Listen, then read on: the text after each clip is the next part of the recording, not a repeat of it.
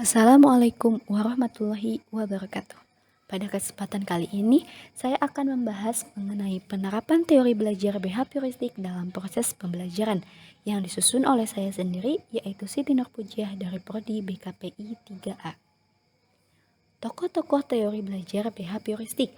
Yang pertama ada Watson, yang kedua ada Pavlov, yang ketiga ada Skinner.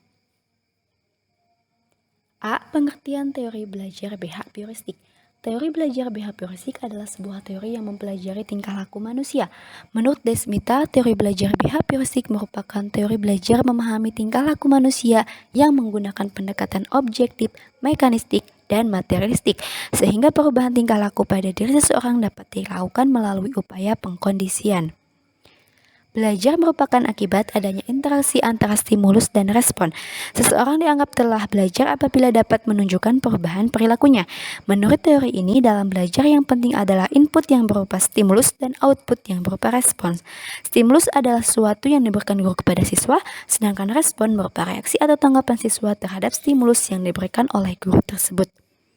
B. Belajar menurut pandangan teori belajar BH Puristik.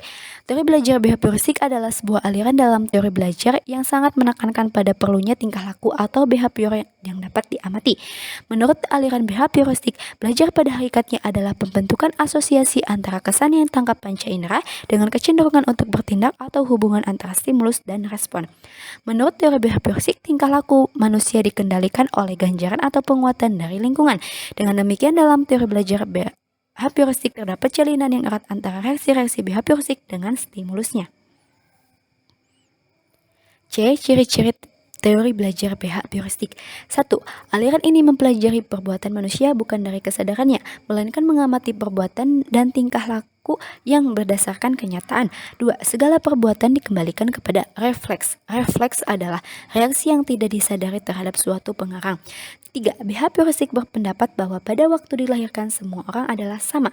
Menurut BH Puristik, pendidikan adalah maha kuasa.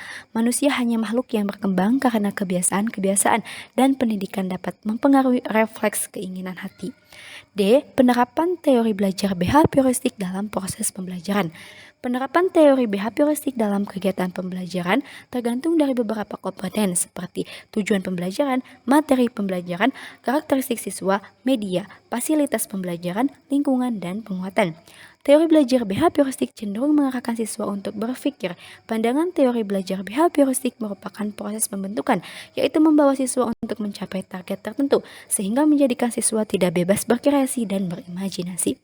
Mungkin hanya itu saja materi yang dapat saya sampaikan, kurang lebihnya mohon maaf. Wassalamualaikum warahmatullahi wabarakatuh.